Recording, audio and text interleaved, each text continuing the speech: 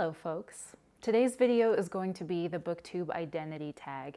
This was originated by Steve Donoghue, and I will leave his video down below. He created this because he started to see a bit of a surge in the amount of subscribers, not only to his channel, but to other people's channels, as we're just starting to see more people attracted to Booktube.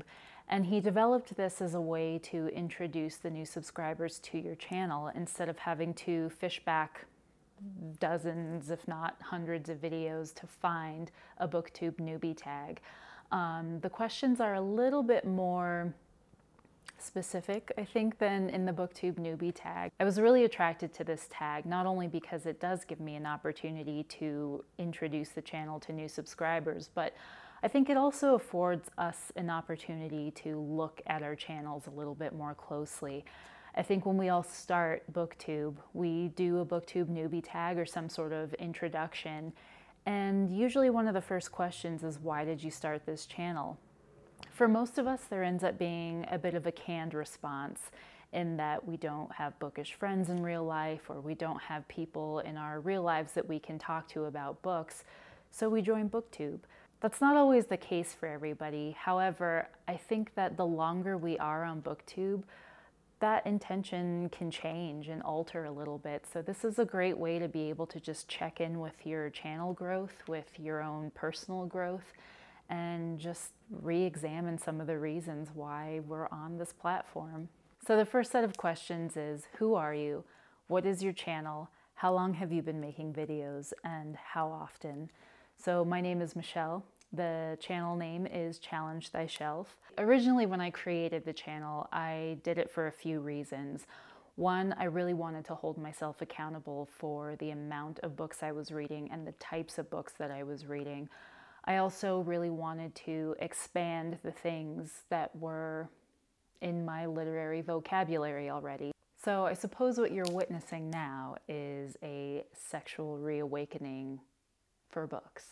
My literary reawakening. In my late teens and 20s, I started finding a bunch of new authors, and I think I sort of had myself in a little bit of a hold as far as the types of books that I was reading and the authors that I was reading.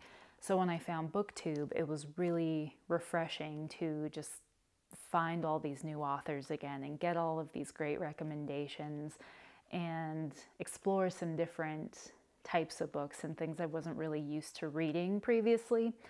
Also, a second reason was that there was a deficiency in the way that books were being talked about, and I was hoping to be able to add my 2 cents and my perspective to that conversation a little bit.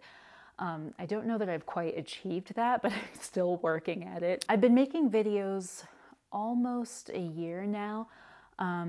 It's just slightly under a year that I've been on Booktube, and I don't post as regularly as I did in the first half of the year. I took a little bit of an unintended hiatus during the summer, and so I think now, because of that and because of the way that I've been posting recently, I'd say I probably post one video every 2 weeks, maybe one a week, closer to 2 weeks though, I think. But that is something I am hoping to change pretty soon here and also maintain through the next year. Second question is, what kinds of videos do you make, and what's the general tone of your channel? I don't tend to deviate too much from standard Booktube fare. So I do, I'm starting to do wrap-ups again. I do tag videos. I will do currently reading / Friday reads videos just to sort of keep people up to date on the things that I'm reading. And occasionally I'll do a review. The wrap-ups and some of the Friday Reads videos are things that the mediums I kind of use more to sort of do mini reviews on things. But I'm hoping to try to do some more formal review videos in the future as well, because I really do like reviews and I love watching reviews. I'm hoping in this next year to experiment a little bit more with the style of how I do videos. We'll see if that comes to pass, but there's definitely some things I want to try. And then as far as the tone of my channel, I don't really know. Yeah, the word sedate has come up a couple of times. Not in a bad way. I just tend to not be very bombastic, I think, with certain things on my channel, which I'm okay with. I'm okay with that. Question number 3 is, what kind of community have you developed on your channel? I really love the community that I have developed. I have a lot of really great comments on my videos, and there are people who I love seeing all the time, kind of like the staple people that frequently comment on videos. And I really enjoy the conversations. I like hearing about people's shared experiences with things or with books or any of the other side material that I make. And I really just enjoy how open and how honest people are. And then I also always get really, really wonderful book recommendations from people. I've done a buddy read with Celia, who often comments on videos and who I love seeing her in the comments. I like that there are people that have opposing opinions about things too, and like I can definitely tell when there are people who we don't necessarily see eye to eye on certain facets of books or certain facets of discussions, but I love that people feel free and comfortable to comment about it, and knowing that even though we may disagree, things are still going to be civil at the end of the day. Like, we're not going to have any diminished love or appreciation for each other. So that's really nice and really cool, and I love that a lot. Question number 4 are, what are some of the unusual or distinctive features of your channel? Now, this was one of those questions in the newbie tag that I was so hesitant about answering, because I don't know that there's still anything that unusual or distinctive about my channel. However, I can say that something I have gotten a lot of feedback about is the thumbnails. And those are things that I love doing. One thing that can be considered distinctive about my channel is the thumbnails. I don't usually do a normal thumbnail, I guess. And it's funny because when I first started making videos, doing thumbnails was the worst. That was like the bane of my existence. I struggled so much with thumbnails. But once I stopped trying to make my thumbnails look like everybody else's is when I really relaxed and instead just did what I wanted to do and what I thought looked good. And that ended up being a really good move and had a good payoff.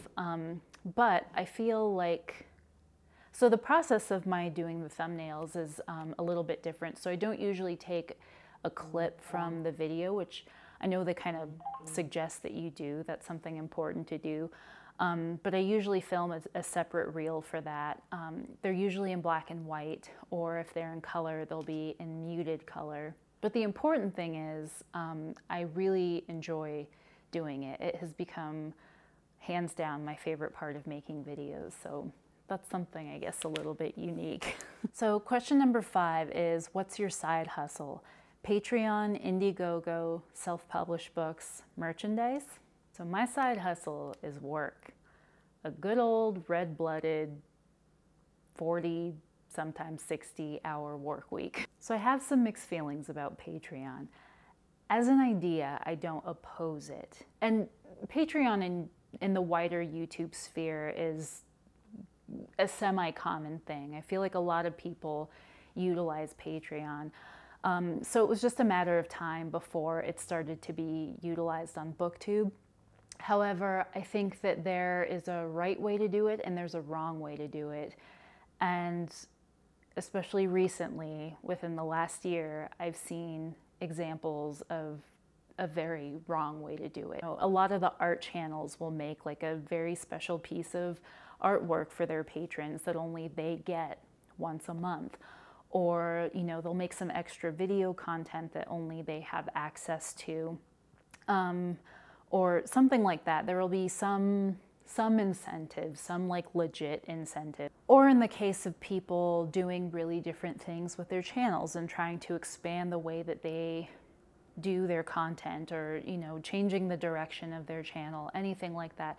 I think that that's reason enough to support them.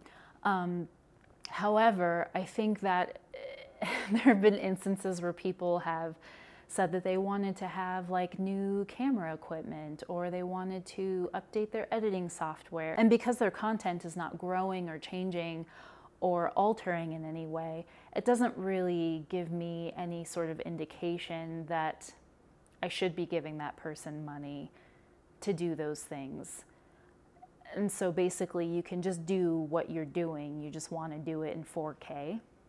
But the nice thing about Patreon and YouTube in general is that those platforms are supposed to be democratized, right? That you don't have to support those channels if you don't want to. You don't have to donate money to those channels. So all my griping aside, it essentially is up to the viewer what you want to spend your money on and who you want to give your money to. I'll end it there. So no side hustle, just a job. Question number 6 is, where else are you online? Right now, only Instagram. I rarely, if ever, use Facebook. It's like the Walmart of social media to me, so I stay away from it. I don't use Twitter because I feel like that platform is just like nuclear winter. Like any shitty dramatic thing that has ever happened, especially on Booktube, seems to have been born out of Twitter. And so it just seems like drama fodder. I know that's not a platform problem, that's a user problem, but it's still just, I have enough trash fires to put out in my normal life that I don't need it. I feel too old for Snapchat, so no. And with Goodreads, I'm not very active on that. I use it to keep track of my books and to find threads to other books, and that's about it. I don't socialize my reading through Goodreads, so that's not really something that I utilize that much either. So just Instagram right now. It seems like the safest, most least dramatic place I can be right now. All right, guys, well, that was the Booktube Identity Tag. Definitely let me know your thoughts on some of the things I talked about. I'd be particularly interested in hearing thoughts about Patreon and what you think about it. I am, of course, always open to having my mind changed about those things. So yeah, definitely talk to me in the comments. I'll leave some people in the description box who I'd love to see do this tag, but if you feel compelled, please do it. I think it's a really wonderful tag. So yeah, thanks Steve for making it, and I will see you guys next time. Bye.